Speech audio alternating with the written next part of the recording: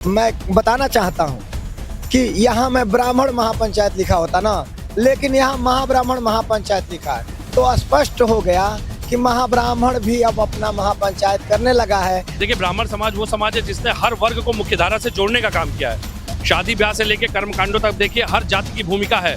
जब सरकारें कांग्रेस की 60 साल चली, महाब्राह्मण को कोई सम्मान नहीं मिला। उसके बाद भारतीय जनता पार्टी की चल रही है, उसमें भी कोई महाब्राह्मण का सम्मान नहीं मिला। हम लोगों ने 2022 में भारतीय जनता पार्टी का सम्मान किया और जम के सम्मान किया। क्या आपको ये समझना पड़ेगा कि सबसे पहले तो आज ब्राह्मणों की घर वापसी हुई है, क्योंकि बीजेपी में ब्राह्मण को सम्मान मांगना पड़ता है, लेकिन यहाँ पे सम्मान दिया जाता है समाजवादी पार्टी में। महाब्राह्मण समाज दलित में भी है, अल्पसंख्यक में भी लोग मानते हैं, है नहीं, बहुत ज़्यादा है, और पिछड़ा में भी है। जब समाज में सम्मान है ही नहीं है और जो है राजनीति में भागीदारी है ही नहीं है, तो वो नहीं पिछड़ा रहेगा तो कौन रहेगा बताइए। सनातन धर्म से जुड़े जितने भी वर्ग हैं, ये सभी के पुरोहित हैं। ये सभी के पुरोहित हैं, क्योंकि जब भी आप अपने पूर्वजों का संस्कार कराने जाते हैं, उपनयन कराने जाते हैं, जो हमारे 16 कर्मकांड दिए गए हैं, चाहे वो कर्णछेदन हो, चाहे वो आपका धार्मिक संस्कार हो, चाहे आपका जनेऊ संस्कार हो, वो सभी इनके माध्यम से पूर्ण किए जाते हैं। राष्ट्रीय कार्यरत पार्टी के राष्ट्रीय अध्यक्ष टुनटुन पांडे जी हमारे साथ हैं। महाब्राह्मण महापंचायत करने जा रहे हैं, क्या है पूरी प्लान? देखिए, हम लोग 75 साल में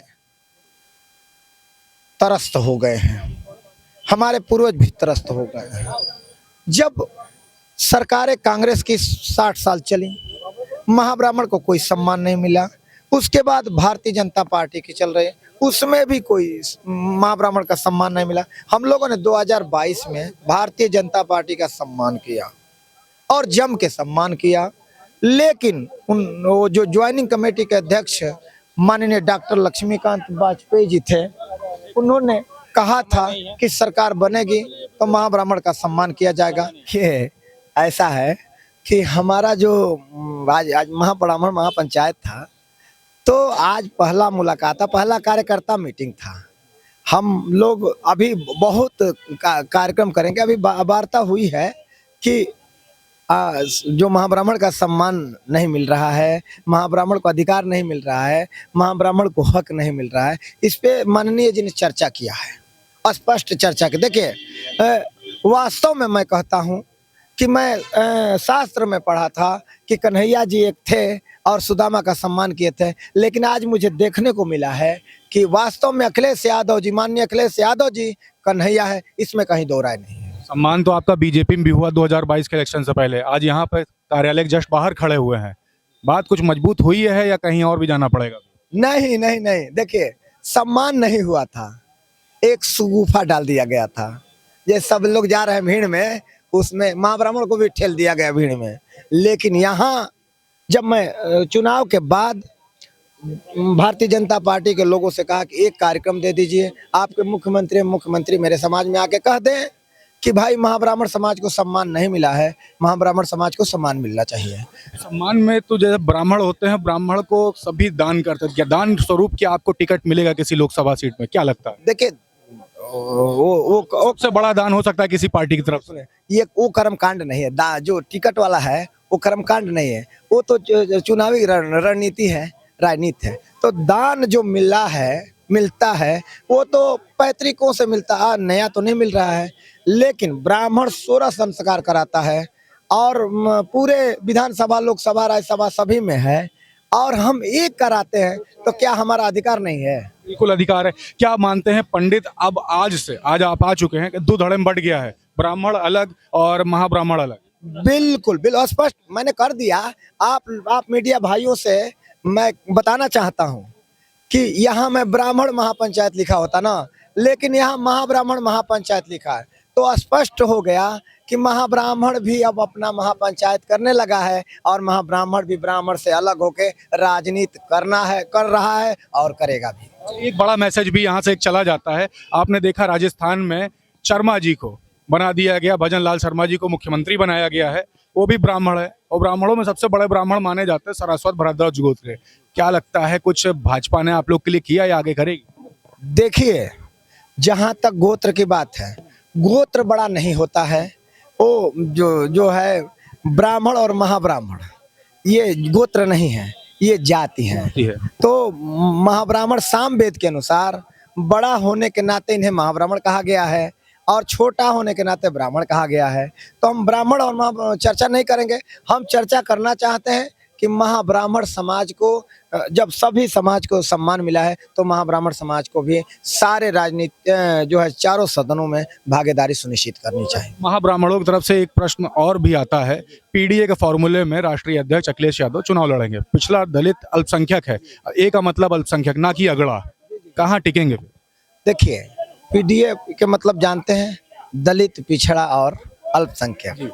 महाब्राह्मण समाज दलित में भी है, अल्पसंख्यक में भी लोग मानते हैं, है नहीं बहुत ज़्यादा है, और पिछड़ा में भी है। जब समाज में सम्मान है ही नहीं है और जो है राजनीति में भागीदारी है ही नहीं है, तो वो नहीं पिछड़ा रहेगा तो कौन रहेगा बताइए?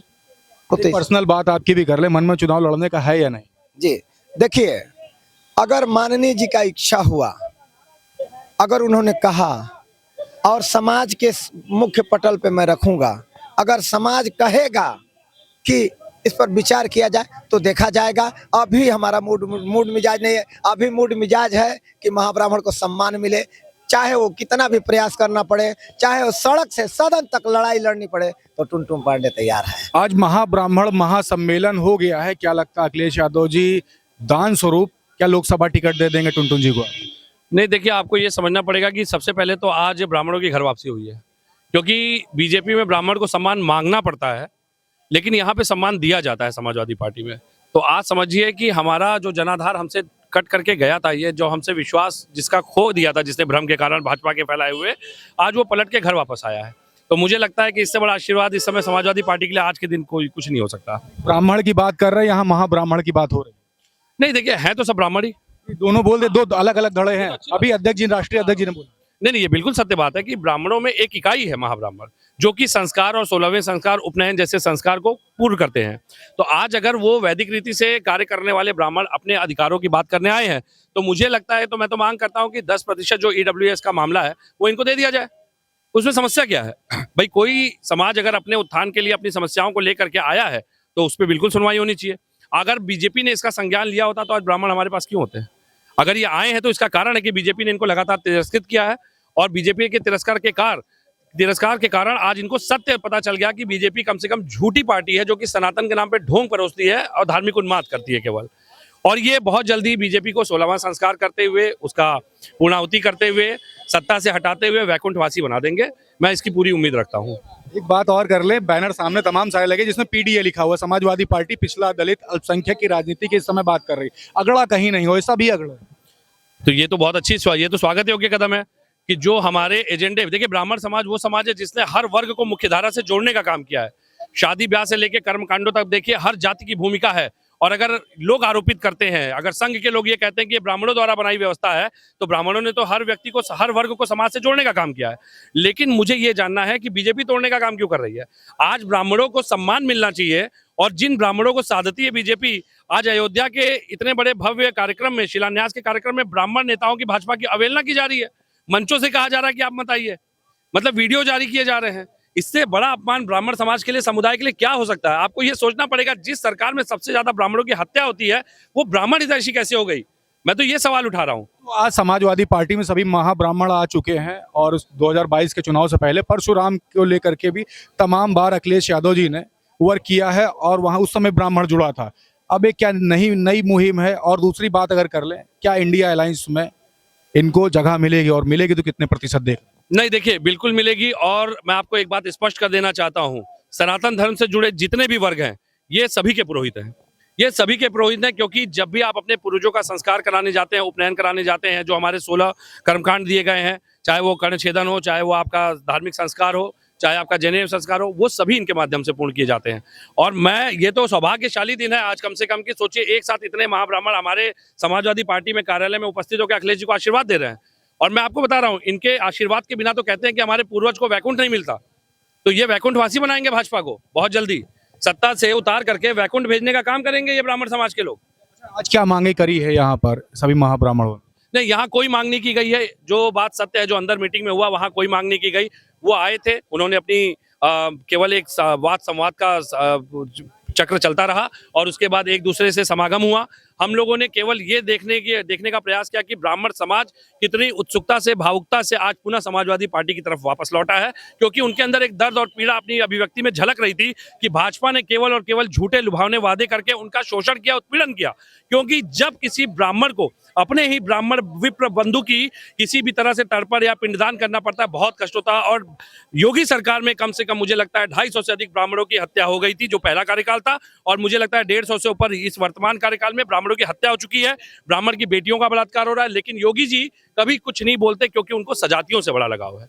अगर माफियाओं की लिस्ट उत्तर प्रदेश की आप देख लीजिए तो मुझे लगता है एक लंबी फेरिस्ट। पहले कार्यकाल में इन्होंने झूठ परोसा, भाई एक एसटीएफ ने एक लिस्ट निकाली थी 32-33 अपराधियों की, उसके बाद इन्होंने कहा अपराधी गुंडे माफिया सब छोड़ के भाग गए। दूसरे कार्यकाल में 64 की लिस्ट भी निकाल दी इन्होंने। तो जब छोड़ के भाग गए थे तो ये 64 कहां से पैदा हो गए?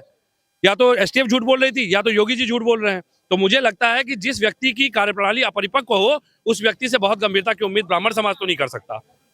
24 में बिल्कुल हिलाने का तैयारी कर ली आप लोगों ने। नहीं, महायज्ञ होगा इस बार, पूर्णाहुति है भाजपा की।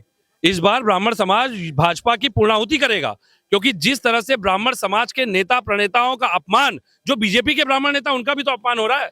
आदरणीय ब्रजेश पाठक जी को ही देख लीजिए। मैं तो हमेशा पूछता हूं उत्तर प्रदेश का मुख्यमंत्री कौन है, पहले वो ढूंढ के लाइए। भाई एक प्रचार प्रसार में व्यस्त रहते हैं, अपने राज्य को छोड़ के, अपने संवैधानिक दायित्वों को छोड़ के दूसरे राज्यों में फायर ब्रांड की तरह जाते हैं।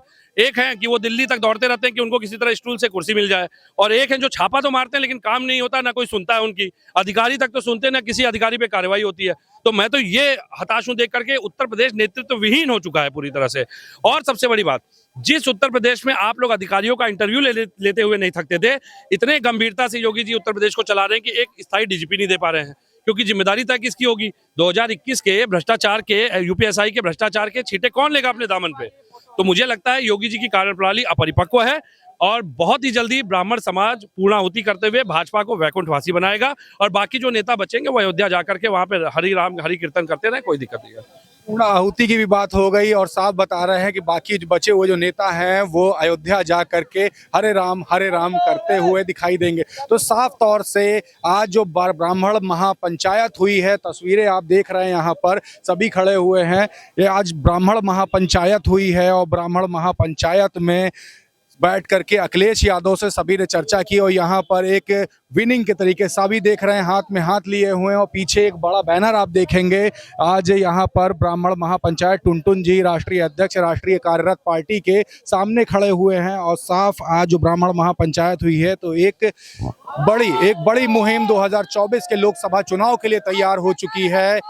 साफ तौर से एक बात और भी कही है कि ब्राह्मण और महाब्राह्मण दोनों में दो धड़े हैं और दोनों समाजवादी पार्टी के साथ हैं। तो तस्वीरें भी आपने देखी, और जो शुरुआत जो हो चुकी है 2024 के लोकसभा चुनाव में कहीं ना कहीं एक बड़ी चुनौती खड़ी करेगी भारतीय जनता पार्टी के साथ। जुड़े रहिएगा 4 PM न्यूज़ नेटवर्क के साथ। मैं हूं क्षितिज कांत, कैमरा पर्सन शुभम के साथ। धन्यवाद।